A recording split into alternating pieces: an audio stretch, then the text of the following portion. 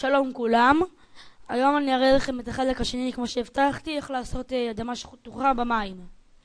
אוקיי, אז אנחנו צריכים קודם כל להכין פה, לשים אבנים עד שאחת מהן מגיעה ככה, טיפה מעל המים.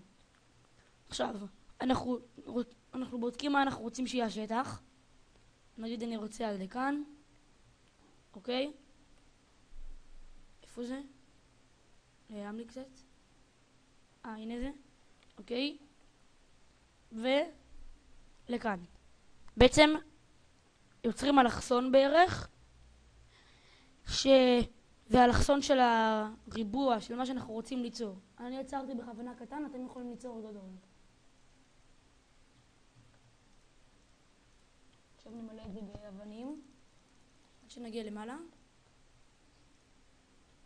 אוקיי, עכשיו, אני יוצא מזה, זה לא יעבוד, עם הקריאטיב מוד זה לא יעבוד. לחיצה שמאלית. איפה זה? אוקיי, פעם ראשונה לחיצה שמאלית. עוברים לשני, לחיצה ימנית. ואז כותבים outline, ואת החומר אני אכתוב grass. נראה אם זה יעבוד. כן?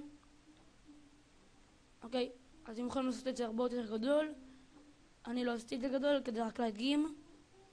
אז תודה שצפיתם, מקווה שעזרתי לכם.